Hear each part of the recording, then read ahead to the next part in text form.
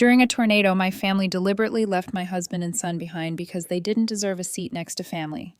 I swore I'd never forgive them. 9 months later, I took them to court and I made them pay for every second my 5-year-old spent begging for his life. Hey, Reddit. My family always treated my husband and kid like they were beneath them. I thought moving away and building a life on my own would be the end of it. But I was wrong. They crossed a line I'll never forget. Before I get into how far they went, let me start from the beginning. My name is Josephine E. Lowe. Back in 2013, when all this started, I was 35 and working as a software engineer out in Denver.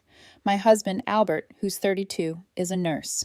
The kind of person who stays calm when everyone else panics. We have one kid, Leo. He's 5, smart as hell and sensitive. He's the reason I get up every morning and try to do better than the house I grew up in. That house is in Moore, Oklahoma, where I swore I'd never live again. My mom, Grace, still lives there. She's 62, controlling, manipulative, the kind of woman who will smile while stabbing you with guilt. My older brother, Austin, never left. He's 38, runs a small auto shop, and never forgave me for going to college. His wife, Vanessa, is 36, and she's about as subtle as a hammer. They have a daughter, Ava, who's 4 and already treated like she's royalty. This story starts in early May 2013, about 2 weeks before the tornado that would tear everything apart on May 20th. Albert had been suggesting for a while that we try to patch things up with my family. He wanted Leo to know his grandparents, and I thought maybe we could finally put the old resentment behind us. So we packed up the car and drove the 10 hours from Denver to Moore. The bad vibes started before we even stepped inside. Grace didn't greet us with a hug, just a passive, "You actually showed up," and a look that said she was inspecting us for flaws. Vanessa hugged Albert like she was doing him a favor. Austin slapped me on the back so hard it felt like a warning. Inside, the house was exactly like I remembered, but what I didn't expect was how many photos I wasn't in. Literally, Grace had cut me out of several pictures. In one, it was just her and Austin smiling with a jagged edge where my head used to be. We hadn't been there an hour before the comments started. Vanessa looked Albert up and down and said, "Still not much of a cook, huh?" When he offered to help in the kitchen, Austin kept calling me keyboard cowboy and asked how it felt to sit on my butt all day. Grace sighed dramatically over dinner and said, "You left us behind for that city money." Austin's the one who stayed to take care of family. Albert smiled politely through it all, but I could see in his eyes he was already regretting the trip. Leo clung to Albert's leg most of the time. He's shy around new people. But here it was more than that. He could feel the tension, too. It wasn't just the words. It was how they treated Leo. When he didn't finish his beans at lunch, Grace said, "Ava eats everything on her plate. City kids are always picky." Vanessa rolled her eyes and said, "Our daughter already helps fold laundry. What does Leo do?" Later, they handed Ava a $50 princess doll and gave Leo a $2 bag of gas station candy. He looked at me confused but didn't say anything. By the second night, I was seriously considering getting a hotel, but Grace guilt-tripped me hard. "If you leave, you'll just prove that you think you're too good for us." Vanessa chimed in with, "Good luck finding a room this week, graduation season." I checked online. She wasn't lying. Everything nearby was booked. And through all of it, there was one memory I couldn't shake. The day Leo was born, Grace showed up at the hospital with a onesie that said Plan B in big block letters. Vanessa snapped a photo and posted it online with the caption, "Guess you don't always plan for success." Albert cried in the bathroom for half an hour that day. Grace swore it was just a joke, but she never apologized. That was 5 years ago, and I still think about it. On the third morning, I walked to the gas station down the road just to get some air. That's where I ran into Sheriff Ron Haar, an old family friend who'd known me since I was a kid. He asked how long we were staying, and when I told him about 2 weeks, he just nodded.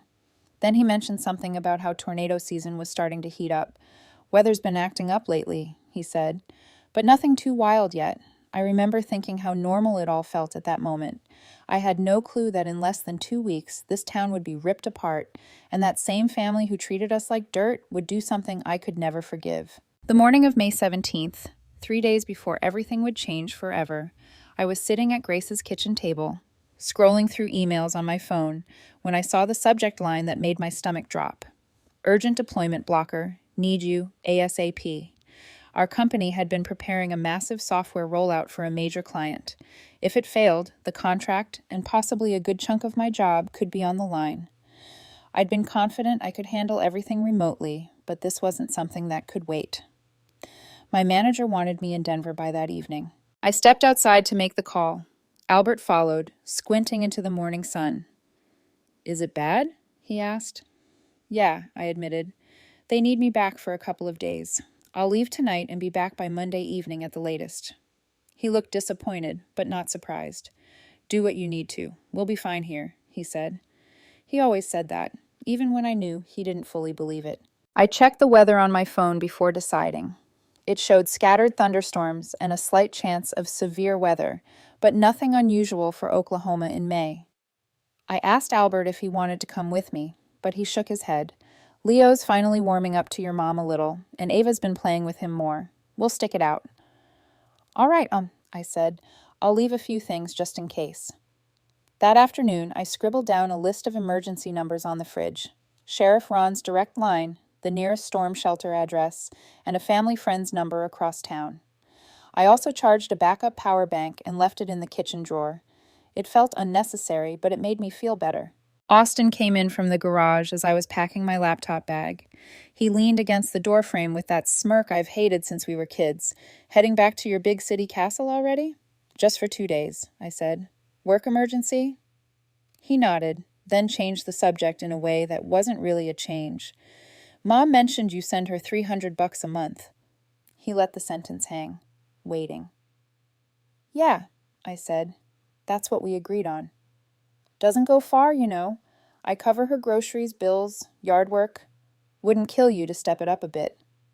I bit back the first thing that came to mind.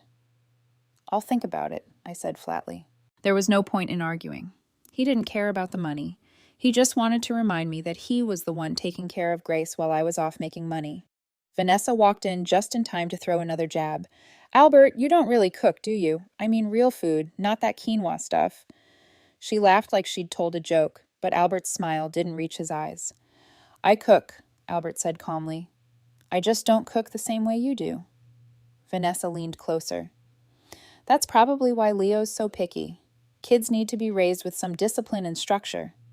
I was gripping my laptop bag tighter than I realized. Albert gave me a small shake of the head, his silent way of telling me not to engage. I let it go, even though every part of me wanted to say something. That night, I booked the earliest flight out of Will Rogers Airport in Oklahoma City.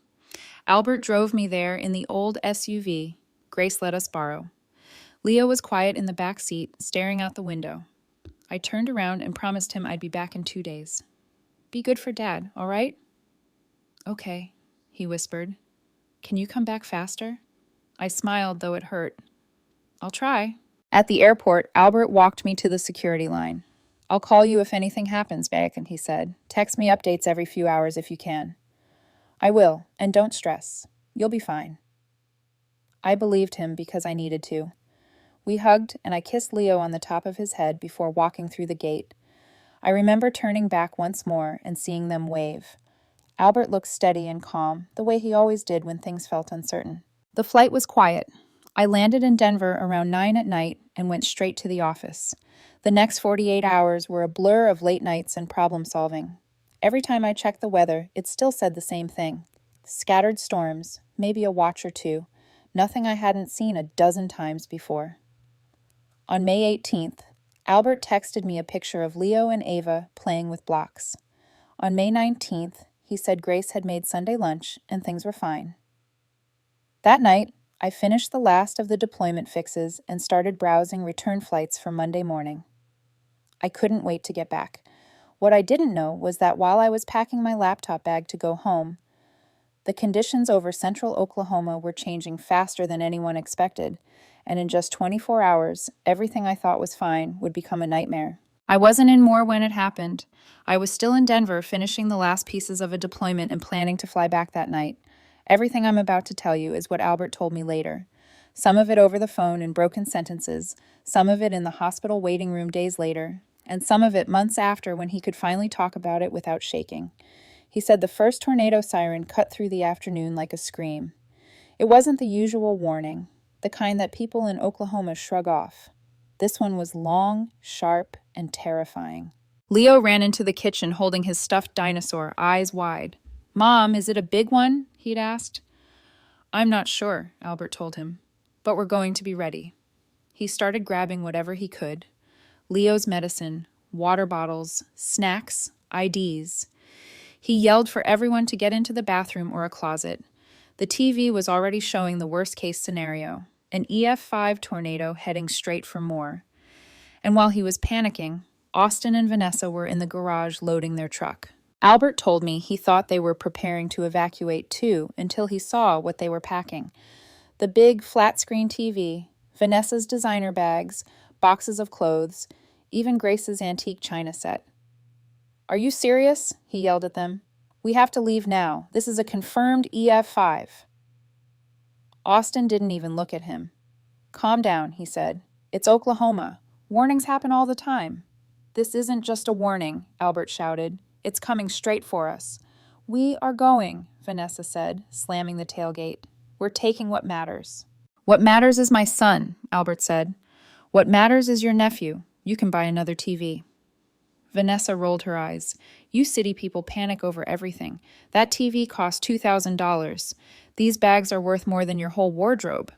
Leo was clinging to Albert's leg, crying. "Daddy, I'm scared," he said. Albert promised him they'd be safe. Then he turned back to Austin.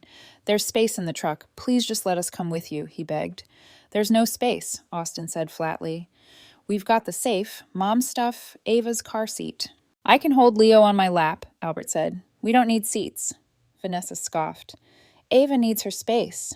She'll scream the whole time if she's crammed in there, and we're not dealing with that." Albert said it was like talking to a wall. Every argument he made was dismissed like he was overreacting. "You're seriously choosing comfort over a 5-year-old's safety?" he asked. "Ava's younger," Vanessa said. "She comes first." Even Grace spoke up then from the doorway. "Albert, you're making this harder than it needs to be. The house has been through storms before. You'll be fine." "Fine?" Albert shouted. "You're leaving us in the path of an EF5 shell." Austin slammed the tailgate closed. "We'll come back in an hour. Roads will be clear by then." "An hour?" Albert said. "There won't be a house in an hour." Neighbors were already peeling out of their driveways. Across the street, Maggie Lang was yelling for her kids to get in the car. A storm-chasing truck barreled past with cameras rolling. The siren screamed again, louder, longer. Albert tried one more time. "Austin, please. I don't care where we sit. I don't care if I'm on the floor. Don't leave us here." Austin wouldn't look at him. "I said we'll be back. Stop acting helpless." Vanessa muttered, "This is why people shouldn't marry outsiders. They don't know how to handle anything." Albert turned to Grace, the woman who had once held Leo as a newborn, and said, "If you leave now, you're leaving your grandson to die." Grace didn't flinch. "You'll be fine," she said again and turned away. Leo started crying harder as they climbed into the truck. "Grandma, wait. Please don't leave me." They didn't even look back. Austin rolled the window down just long enough to yell, "We'll see you soon. Don't do anything stupid," before speeding off down the street. Albert told me he stood there frozen for a second, holding Leo, watching the taillights disappear. The wind had shifted by then, carrying that low, angry roar you only hear before a tornado. The sky was a sick green color. He ran inside and grabbed the cordless phone. 911. Busy. He tried again. Still nothing. His hands were shaking so badly he could barely type, but he managed to send me a text. They left us. He grabbed Leo and went straight to the hallway closet, the most interior spot in the house.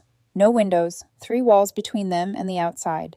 He dragged a mattress off the spare bed and shoved it into the space, stacking couch cushions against the sides. Leo was crying, holding his stuffed dinosaur so tight his knuckles turned white. "Breathe, sweetheart," Albert told him. "We're going to be okay." The power went out. The house fell into a heavy silence. No fridge hum, no AC, just the distant growl of something getting closer. The sound started like thunder, then grew into something else entirely. Deep, mechanical, almost like a freight train. The walls began to shake. Leo screamed, and Albert wrapped himself around him, pressing him down under the mattress. Then the house exploded. The roof tore off first, splinters of wood and insulation raining down. The closet door blew open, slamming into the wall. Windows shattered somewhere down the hall. Wind roared through the house so violently, Albert could barely hear Leo's cries. "Stay down," he shouted over the noise. He used his body as a shield, taking the hits from falling debris and flying drywall. When the worst of the initial hit passed, Albert realized the house wasn't stable. 2 walls were gone. Part of the ceiling hung loose. The rain was coming in sideways now, soaking everything. The water heater had been ripped out of the wall and was lying in the hallway. "We have to get higher," he told Leo. The flood risk was growing and the wind was shifting. "If the rest of the house collapses, we'll be trapped." He boosted Leo up through a jagged hole in the ceiling into what was left of the attic. It wasn't really an attic anymore, just a mess of beams and insulation open to the sky. Albert crawled up after him, using a broken shelf as a ladder. The tornado kept ripping through the neighborhood. The attic floor sagged. Part of the roof tore away, and Albert crawled toward a half-collapsed wall that opened to the outside. He and Leo climbed onto what was left of the roof, sharp, slanted, and dangerous. He found a torn tarp in the gutter, wrapped it around Leo, taped it in place, and tied them together. "Hold on to me," he told him. "Whatever happens, don't let go." Meanwhile, 600 miles away in Denver, I saw the alert. Catastrophic tornado hits more. I called Albert. No answer. I called Grace. Austin. Nothing. Sheriff Ron said emergency services were overwhelmed. Then evidence surfaced. Dashcam footage showed Austin's truck leaving the driveway loaded with a TV and boxes. Another video from a gas station caught them laughing as Vanessa said, "She needs to learn her place." And Austin replied, "They'll be scared for a couple hours, then we'll swing back." I watched those clips over and over, each time feeling sicker than before. The storm finally moved east. Albert and Leo were still on the roof, clinging to a section of plywood. The house was barely standing. The neighborhood looked unrecognizable. Cars flipped, power poles snapped, trees stripped bare. He said it felt like being on another planet. Leo wasn't talking anymore. His lips had turned pale. His little body was shaking uncontrollably. Albert pressed him against his chest and tried to keep him warm, but his own hands were too numb to feel anything. They were shredded, deep cuts from wood splinters and torn metal flashing. Hours passed. He yelled for help until his voice was gone. And then, when the sun started to set, he saw lights moving through the debris. Volunteers in bright jackets climbing over piles of rubble. One of them, a firefighter from Norman, spotted them waving from what was left of the roof. "We've got survivors," he shouted. They carried Leo down first, wrapping him in thermal blankets and rushing him to an ambulance. Albert followed, his legs barely working. They told him Leo's body temperature was dangerously low. Hypothermia. I got the call from a local volunteer. All he said was, "Your husband and son are alive. They're on the way to OU Medical." It was the first breath I'd taken in hours, but it wasn't relief. Not yet, because alive wasn't the same as safe. And deep down, I already knew this wasn't over. I landed in Oklahoma before dawn. I hadn't slept or eaten. The only thing that mattered was Albert and Leo were alive and heading to OU Medical Center. When I reached the pediatric ICU and saw Leo through the glass, my heart nearly stopped. He was pale, lips still blue, lying under a mess of tubes and wires. A heart monitor beeped softly while warm fluids dripped into his IV. His chest moved so faintly I thought it wasn't moving at all.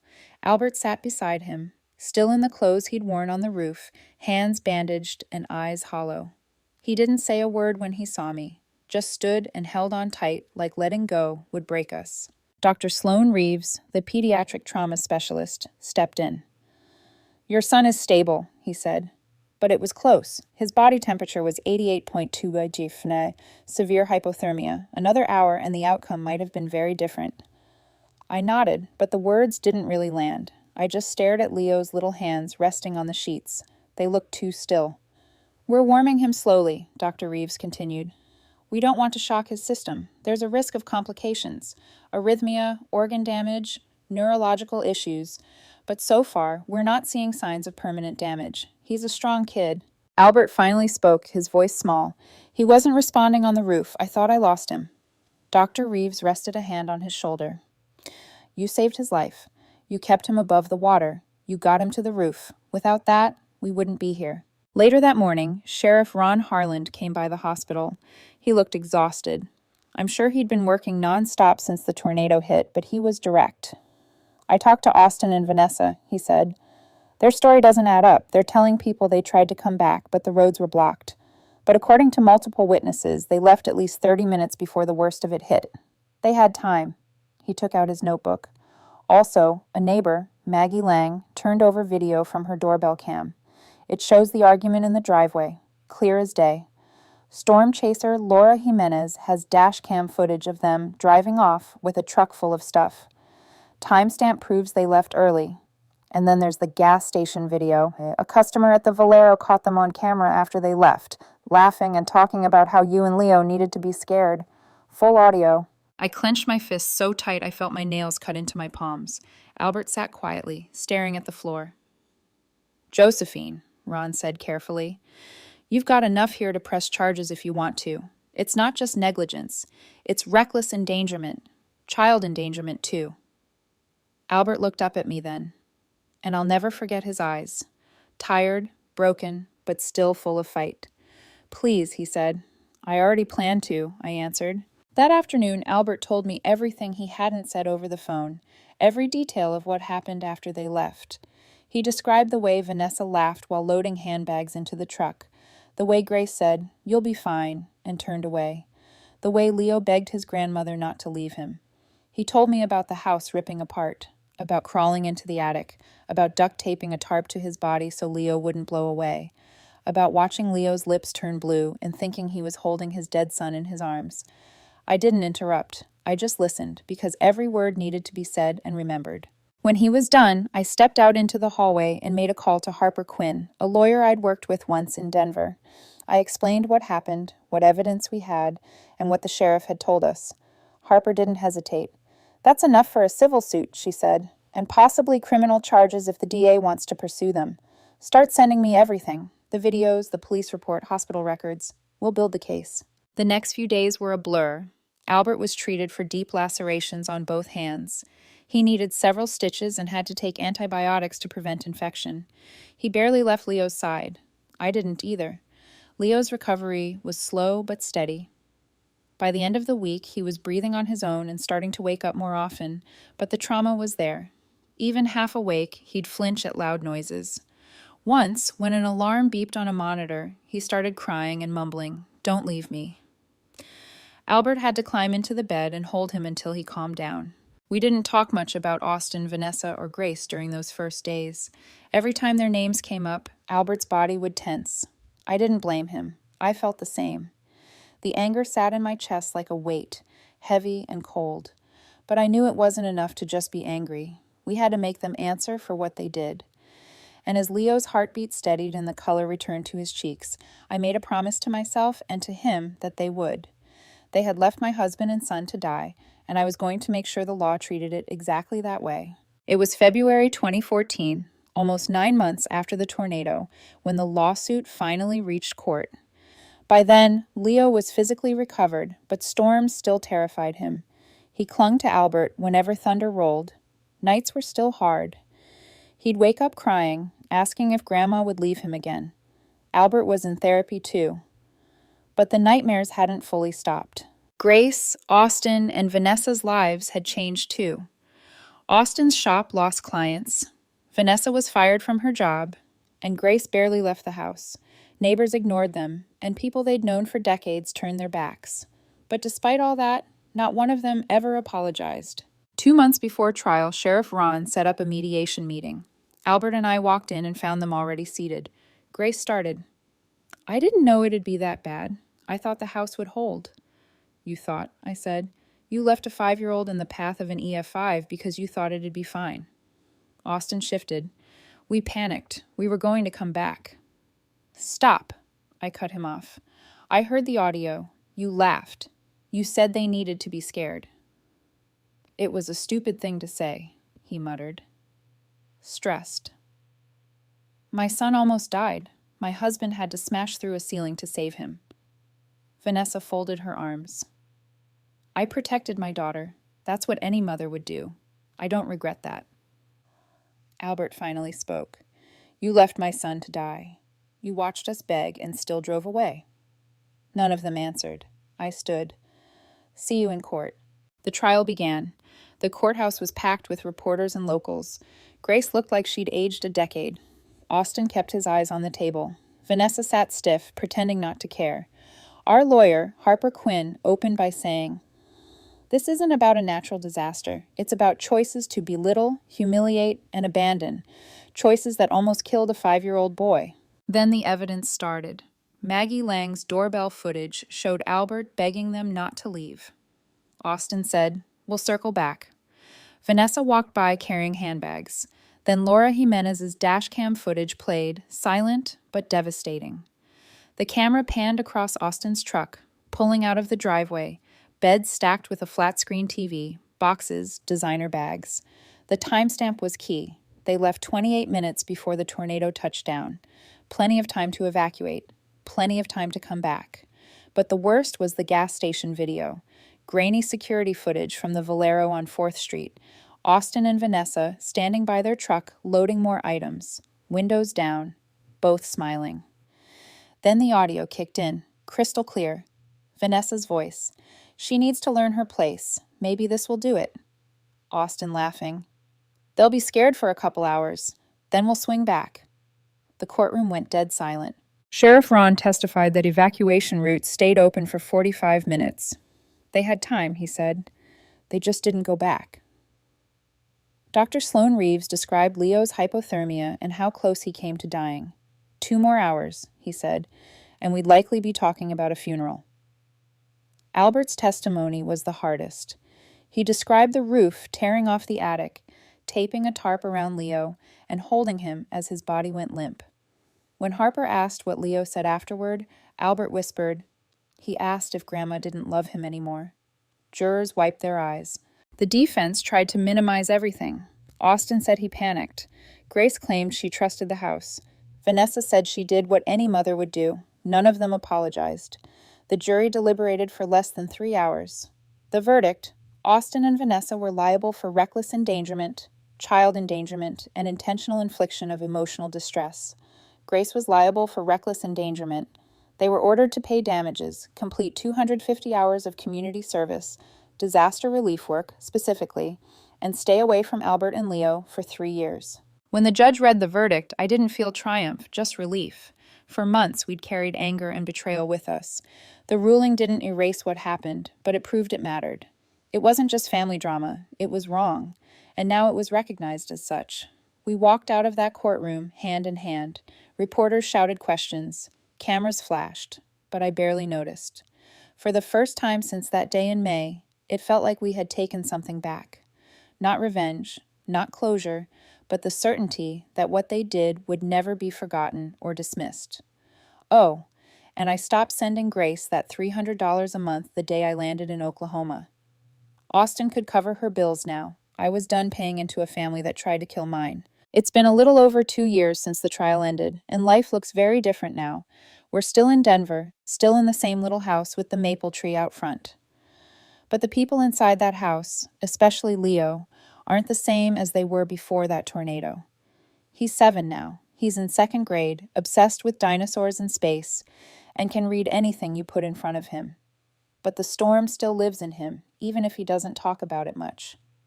When the weather sirens go off for tests on the first Wednesday of the month, he freezes just for a second, then goes right back to whatever he's doing. Progress, his therapist calls it. Small, steady progress. Albert still has nightmares sometimes. I do too. But we've built something stable, something safe. And even though we don't talk about May 20th, 2013 every day, it's always there, a quiet shadow behind everything we do. Then one afternoon, a number from Oklahoma popped up on my phone. It was Dr. Halverson, Grace's doctor. His voice was gentle. "Josephine, I think you should know. Your mother doesn't have much time. The cancer spread to her liver and bones. Weeks, maybe a couple of months. She's asked if she can see you and Leo one last time." I just sat there staring at the wall. Part of me wanted to hang up and never think about it again. Another part of me, the part that had been a daughter once, knew I couldn't ignore it. That night, I told Albert. He was quiet for a long time. "Do you want to go?" he asked. Technically, the restraining order was still in effect.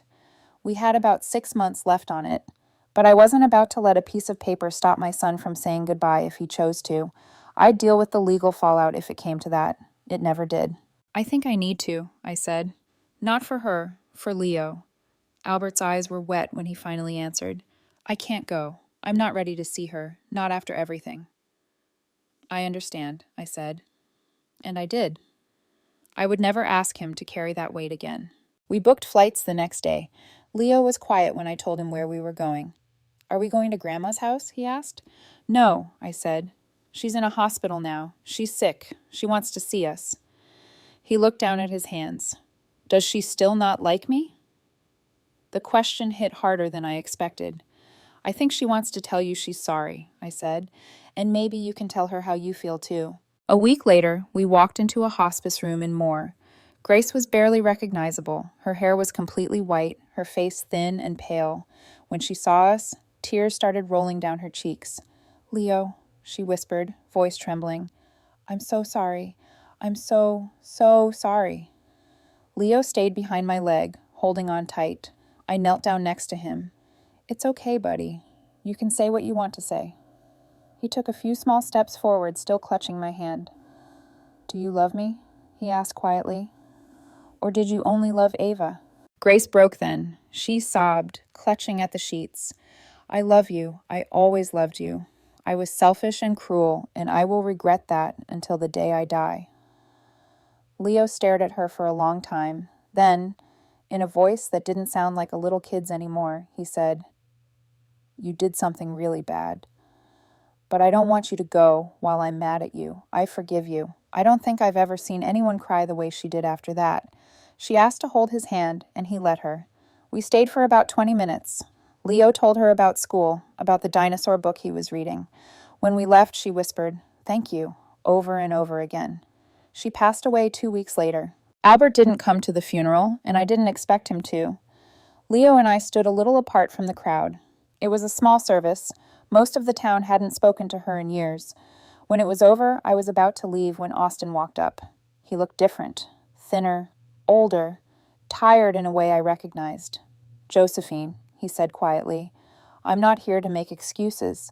I know I ruined everything, but the kids are cousins. They're innocent. Do you think maybe Leo and Ava could see each other sometime?" I didn't say yes. I didn't say no. "I'll think about it," I told him, and I meant it. When we got back home, Albert and I talked about it. He was hesitant, understandably, but eventually we agreed. If it ever happened, it would be on our terms, supervised, safe, no more surprises. Life moved forward after that. The lawsuit faded into old news. People stopped asking questions, and slowly we learned how to live with the scars instead of trying to hide them. A few months later, I was watching Leo play in the yard when the city tested the tornado sirens.